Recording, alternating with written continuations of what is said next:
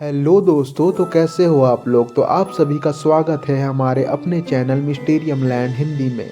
वैसे तो हर आइलैंड खूबसूरत नहीं होता। लाशों का कूड़ादान, टॉर्चर की अड्डा, इटली की इस भूतहा द्वीप पर पर्यटकों की नो एंट्री है। स्थानीय लोग मानते हैं कि 1930 के दशक में कुछ डॉक्टरों ने खुद अपना मानसिक संतुलन खो दिया था और अपनी जान ले ली। कहा जाता है कि अब इस द्वीप पर बायोबनिक प्लेग के दौरान और अस्पताल में मारे गए दिमागी मरीज और डॉक्टर के भूत रहते हैं। ओवेगिलिया द्वीप उत्तरी इटली क्षेत्र में वेनिस और लीडो के बीच स्थित है। द्वीप के बारे में पहला दर्ज इतिहास 421 ईस्वी से पहले का है और आज तक इसके बारे में हम जो भी जानते हैं, जो बताया गया और द्वीप को लेकर जो भी शोध हुए, सभी एक डरावनी कहानी से भरे हुए हैं। ओवेगिलिया द्वीप अब किसी भी पर्यटक, चाहे वह विदेशी हो या स्थानीय, के लिए हमेशा के लिए बंद कर दिया गया है। ओवेगिलिया का दुनिया का सबसे भूतहा जगहों में से एक माना जाता है। यही वजह है कि यह एक निर्जन द्वीप है जो पर्यटकों के लिए अस्थायी रूप से बंद है। एक द्वीप जहां लोग सिर्फ मरने के लिए जाते हैं। लंबे समय से ओवेगिलिया द्वीप के बारे में वेनिस के ज्यादातर लोग यही कहते आए हैं। लाशों का कूड़ादान बन गया था द्वीप। साल 421 ईस्वी में द्वीप पर पहले निवासियों के रूप में बाबर आक्रमणकारी ने शरण ली। 14वीं शताब्दी तक द्वीप पर आबादी थी, सब कुछ सही चल रहा था। लेकिन फिर एक एक कर लोग ओवेगिलिया को छोड़कर जाते रहे।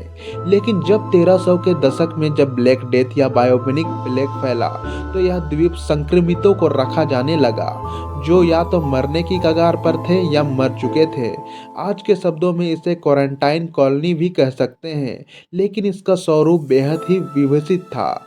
10,000 बीमार और मरने की कगार पर खड़े लोगों को यहाँ दम तोड़ने के लिए छोड़ दिया जाता था, जहाँ से जिंदा वापस आने की कोई संभावना नहीं थी। प्लेग के बाद शुरू हुआ टॉर्चर का दौर। मृतकों और जिनके ठीक होने की संभावना लगभग ना के बराबर थी, सभी को द्वीप पर जला दिया गया।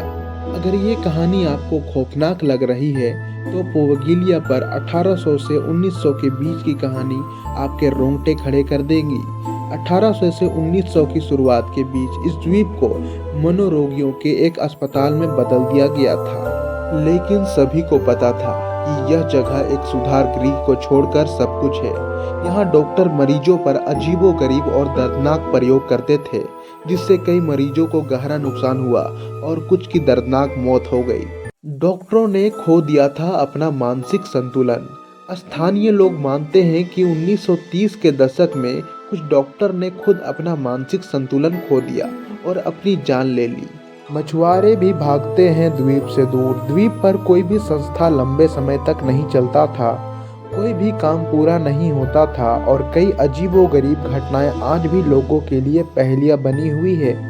यही कारण है कि द्वीप अब हमेशा के लिए बंद है। स्थानीय मछुआरे भी इस द्वीप से दूर भागते हैं। अगर हमारी वीडियो आपको अच्छी लगी हो तो लाइक, शेयर, सब्सक्राइब और कमेंट करना ना भूलें।